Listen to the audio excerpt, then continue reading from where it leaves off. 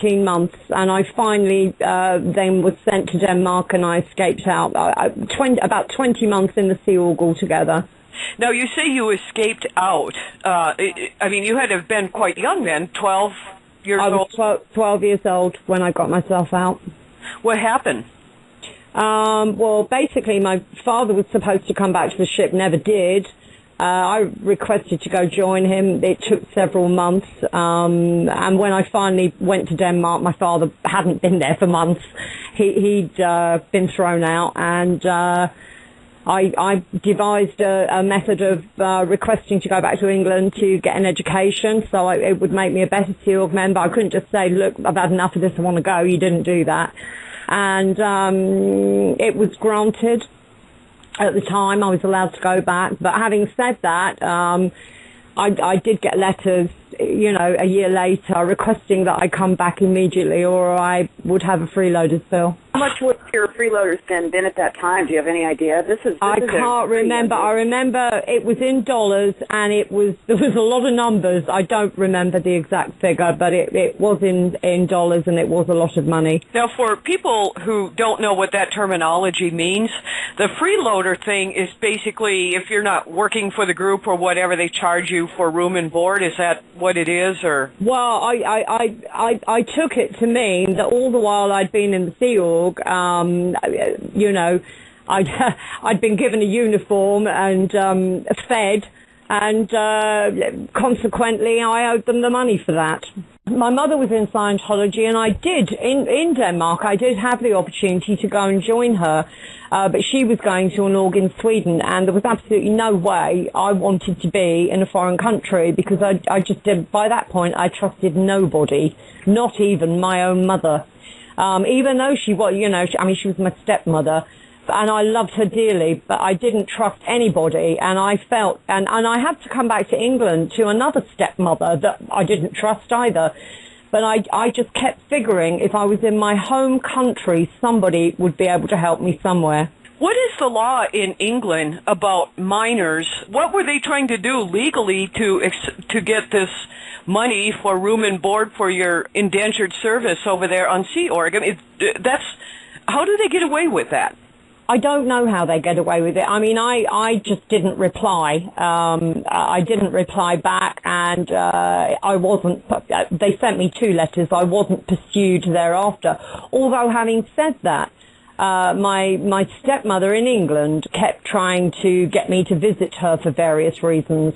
And I did on a couple of occasions, but both were, the last time being when she tried to get me hooked up to an e-meter.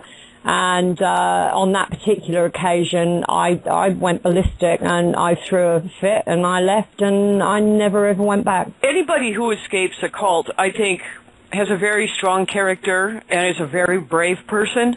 But you weren't even 18, I mean, and going through all of this stuff, and that would be the legal capacity in the United States to enter a contract. It would be in England, too. Once you escaped, what happened then? I mean, what happened with your family, and were you kind of pursued by some of these shady characters that we've been hearing about with Scientology? That what is the term, Sates, for the people who? OSA. It used to be called the Guardian's Office, and they hire PIs to follow people around. So did that happen to you, and what happened to you next, Sharon?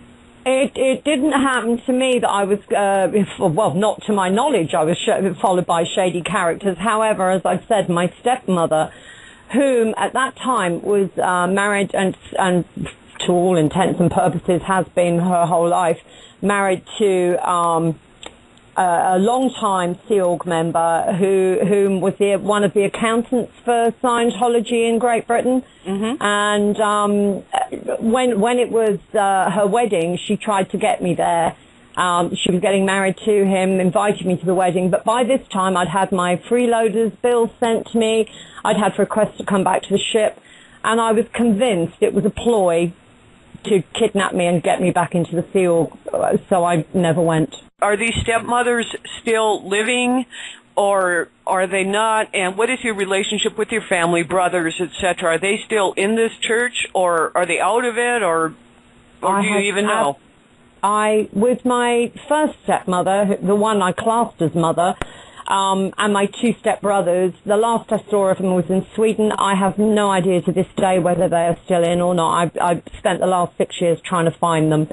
My second stepmother, the one that I kind of had to get away from, she's been in Scientology all her life, as has her daughter, which is my half-sister, and also both my half-sister's children, whom I've never met, are all, according to somebody I know, in the Sea Org. For many people, this is very hard to believe, but I assure you it really did happen. And on the sea, they probably are not subjected to the laws, child abuse laws in Europe or the United States. One of the reasons Hubbard took to the seas, I think, was because he was able to get away with so many things. And, you know, my story is one of many other children's stories from the ship.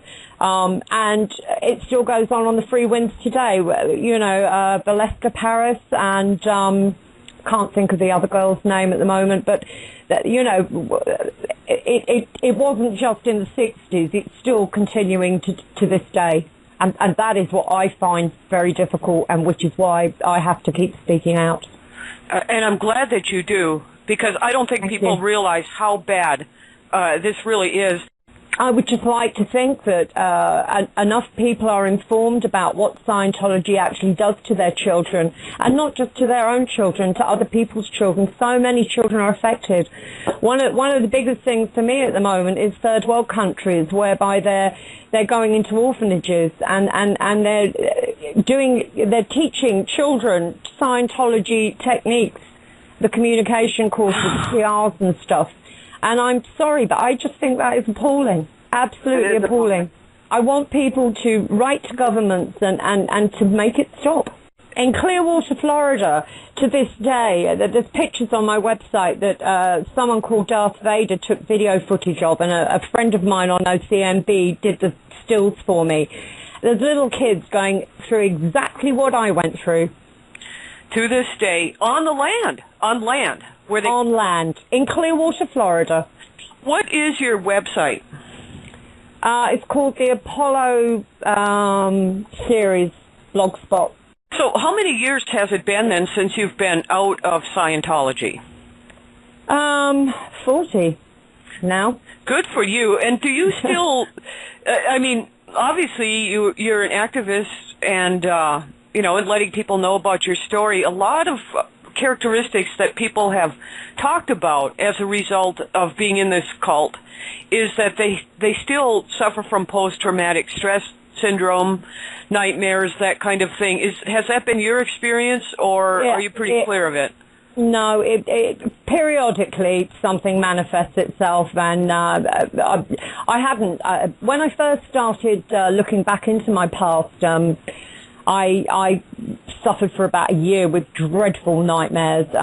This was, 6 years ago when I first embarked on this, going back and trying to do something about it. I haven't had bad dreams for some time, but last week I did, but I think that was because I'd been talking to various people, and some stuff had kind of come to mind that I hadn't thought about for years and years and years. I've just recently had somebody send me some pictures of my childhood. I had no pictures of my childhood, and they were found in an attic, and they've been there since 1975, and so that's brought back some, you know, that's my little brothers, and that's brought back quite a lot of anxiety, shall we say. What did you find worked for you? Was there a certain type of therapy that year that you spent working to heal what had gone on? What was beneficial? I think that would be good for other people to know. Beneficial. Working my way through it. Because I suddenly found myself faced with this all again, and having to, it was a case of hitting it head on, and it, don't get me wrong, it's been very, very hard. I've gone through some very difficult times, but I wouldn't have it any other way. To me, that is the only way forward, is to, you know, get rid of this shit. Let other people know what you've gone through. And it's amazing how many other people have gone through exactly the same thing. And I think the more you do talk about it, the more you open up the possibilities for other people to heal. I agree with that. Thank you both for your time this morning. Thank you very much for having me.